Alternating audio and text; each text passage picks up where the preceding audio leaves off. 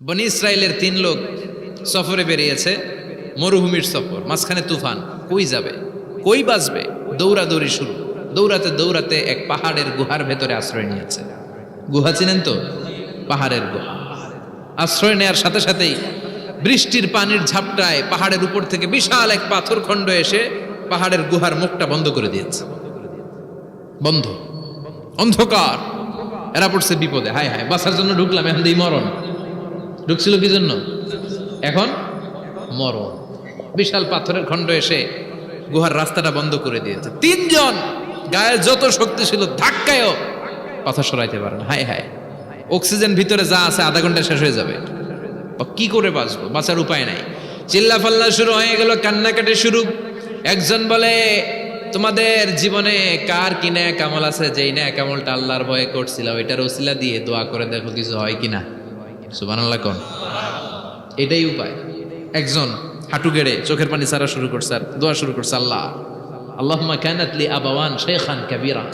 আল্লাহ, আমার বাবা মা ছিল বৃদ্ধ বৃদ্ধা, আমি পেশায় রাখাল, সারাদিন ছাগল চড়িয়ে রাত্রিবেলা দুধ আনতাম, সবার আগে আব্বা আম্মারে দিতাম, এরপরে আমার ছেলে মেয়ে, এরপরে স্ত্রী। একদিন গভীর রাতে এসে দেখি আব্বা আম্মা ঘুমায়। দুধের বাটি নিয়ে আব্বা আম্মার মাথার সামনে দাঁড়িয়ে রইলাম। ছেলে মেয়েগুলো আব্বা এসে বলে, আব্বা দুধ দাও। আমি বললাম পরে, আগে আব্বা আম্মা খাবে, তারপরে তোরা। ছেলে মেয়েগুলো কান্না জুড়ে দিল, আমি দেই নাই। ফজর পর্যন্ত দাঁড়িয়ে রইলাম।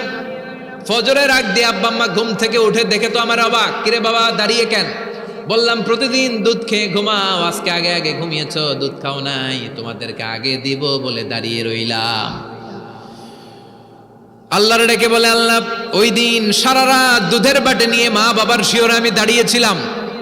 ফজরের সময় আব্বা আম্মারে দুধ খাওয়ালাম, তারপরে ছেলে মেয়েদেরকে দিয়েছিলাম, তারপরে স্ত্রীর মুখে দিয়েছিলাম। ও মাবুদ, ওই দিনের এই কাজটা আমি দুনিয়ার কাউরে খুশি করার জন্য করি নাই, শুধুমাত্র তোমার খুশি ছাড়া। ওই রাতের ইবাদত যদি তোমার দরবারে ভালো লেগে থাকে, ফাফাররিজ আন্না মা নাহনু ফি, আজকের বিপদের দিনে কেউ বাঁচানোর নাই, তুমি আমাদের বাঁচাও। ফানফাজারাত, মুহূর্তের মধ্যে 1/3 বিশাল পাথর খণ্ডটা 1/3 ডান দিকে সরে যায়, এক পাশে সরে যায়। সামান্য আলো বাতাস ঢুকতে আরম্ভ করবে। এখন বাতাস ঢুকে, এখন বেঁচে থাকতে পারবে এই নিশ্চয়তা হয়েছে। সুবহানাল্লাহ কোন? এবার সে বলল, ভাই তোর কি আমল আছে বল। দ্বিতীয় জন হাঁটু গেড়ে আবার চোখের পানি ছেড়ে আল্লাহরে ডেকে বলে, মাবুদ আমার এক চাচাতো বোন ছিল, কানাত লি ইবনাতু আম জামিলা ওয়া কুনতু উহিব্বুহা কাআশাদ্দি মা ইউহিব্বুর রিজাল আন-নিসা। আল্লাহ, সুন্দরী, অনন্যা, অপ্সরী, প্রিয়ংবদা, অনুসুয়া, গুণবতী, রূপবতী আমার এক চাচাতো বোন ছিল, তার প্রেমে আমি ছিলাম পাগল পাড়া। কিন্তু সে তো আমার ডাকে সাড়া দেয় না। অনেক চেষ্টা করলাম তারে পাওয়ার জন্য। চাচাতো বোন আমারে বলে, 100 স্বর্ণ মুদ্রা যেদিন দিতে পারবা ওই দিন আমারে পাবা। এবার আমি স্বর্ণ মুদ্রা কালেকশনের কাজে লেগে গেলাম। বছরের পর বছর চেষ্টা করে 100 স্বর্ণ মুদ্রা যেদিন পেলাম ওই দিন চাচাতো বোনের কাছে গেলাম, যে তার হাতে স্বর্ণ মুদ্রা দিলাম, বললাম চলো এবার আমরা অপকর্ম করি। স্বর্ণ মুদ্রা পেয়ে সেও খুশি, আমিও খুশি। সে পাইছে স্বর্ণ, আমি পাইছি তারে। গোপন একটা রুমের ভেতরে ঢুকলাম, দুজনে জামা কাপড় খুলে ফেললাম, নেকেড হয়ে পাপ কাজ শুরু করব। ইন দা মিন টাইম আমার চাচাতো বোন আমারে বলে, ও আমার চাচাতো ভাই, আমারে তুই আমার সতীত্ব তুই নষ্ট করে দিস না, ইত্তাকিল্লাহ, আমার সম্ভ্রম তুই শেষ করে দিস না, ইত্তাকিল্লাহ, আল্লাহরে ভয় কর। আল্লাহ, ওই মুহূর্তে ফিরে আসা কঠিন কঠিন, কিন্তু ইত্তাকিল্লাহ, আল্লাহরে ভয় করে, এই শব্দটা যখন শুনলাম আমার ভিতরটা কেঁপে উঠেছে। আমি মুহূর্তে তোমার ভয়ে জামা পড়ে ওই রুম থেকে চিৎকার মেরে বেরিয়ে গিয়েছে। আল্লাহ, সেদিন আমি পাপ কাজ করি নাই, সেদিন আমি মনের খায়েশ মিটাই নাই, তোমার ভয়ে সেদিন আমি দৌড়ে পালিয়েছি। ওই দিনের ইবাদতটা, আমলটা যদি তোমার কাছে ভালো লেগে থাকে, ফাফাররিজ আন্না ফিমা নাহনু ফি, আজকে যেই বিপদে আছি তুমি বাঁচাও। বলার সাথে সাথে 2/3 2/3 পাথরের খণ্ডটা আরো ডান দিকে সরে যায়। সুবহানাল্লাহ পড়েন। এবার আরো বড় ফাঁকা হয়েছে। এবার তারা বেরোতে চেষ্টা করলো, দেখে মাথা বেরোয়, শরীর বেরোয় না, হাত বেরোয়, পিঠ বেরোয় না, পা বের হয়, দেহ বেরোয় না, আরো ছুটতে হবে। এবার বাকি আছে কয়জন? একজন। সে দোয়া করতে শুরু করলো, আল্লাহ ইস্তাজারতু উজারাক, আমি ব্যবসায়ী ছিলাম, অনেক শ্রমিক ভাড়া করে একদিন একটা কাজ করালাম, সব শ্রমিকের টাকা দিয়ে দিলাম। এক শ্রমিক টাকা না নিয়ে ভাগলপুর কই যে গেছে নিজেও জানি না, ওর টাকা আমার কাছে রয়ে গেল। এই শ্রমিককে আর টাকাটা বুঝাই দিতে পারি নাই।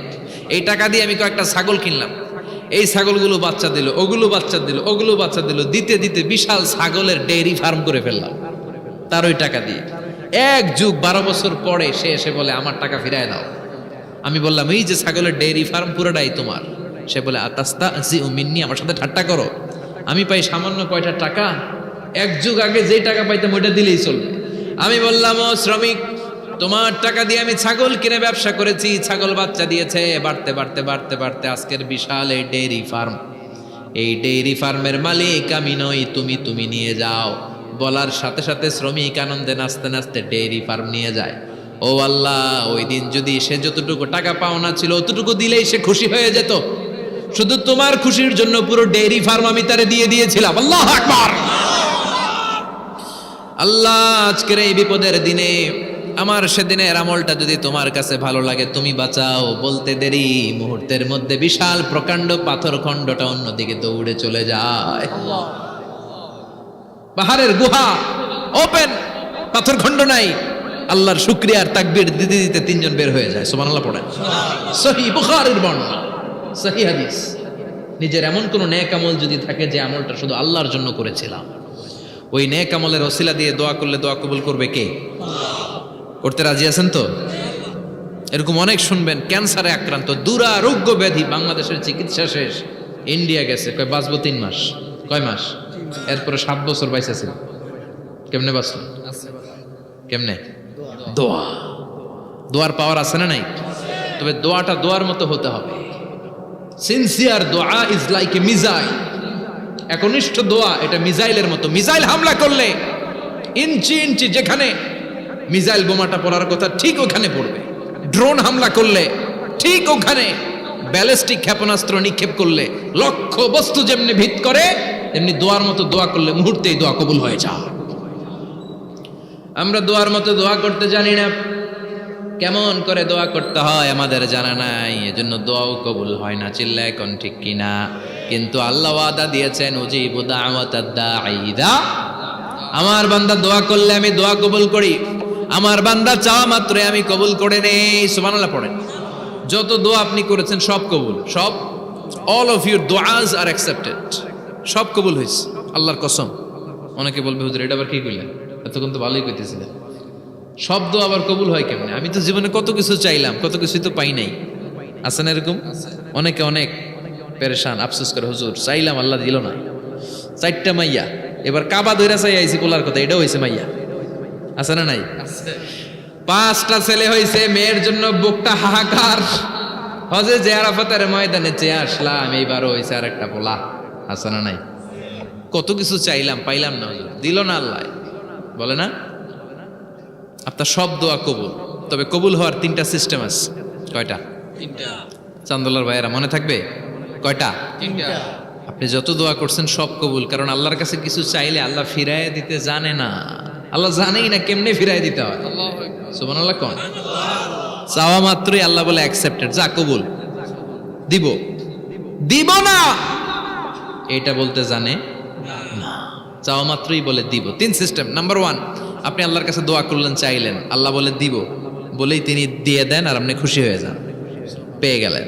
নাম্বার 2, আপনি আল্লাহর কাছে দোয়া করলেন, চাইলেন, তখনও আল্লাহ বলে দিব, তবে এখন না, সবুর, একটু পরে দিব। কখন দিলে আমার জন্য ভালো, আমার চেয়েও ভালো জানে কে? আল্লাহ, পরে দিবে। নাম্বার 3, চাইলেন, দোয়া করলেন, আল্লাহ তখনও বলে দেব, তবে এখনো না, পরেও না, কিয়ামতের দিন যেদিন বিপদে পড়বে ওই দিন দেব।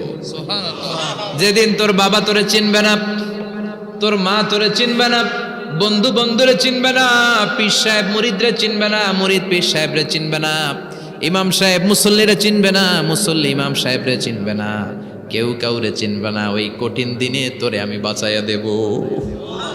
তাইলে দোয়া যা করছেন ছোটবেলা থেকে আজকে পর্যন্ত লস হয়েছে না লাভ? লস না লাভ?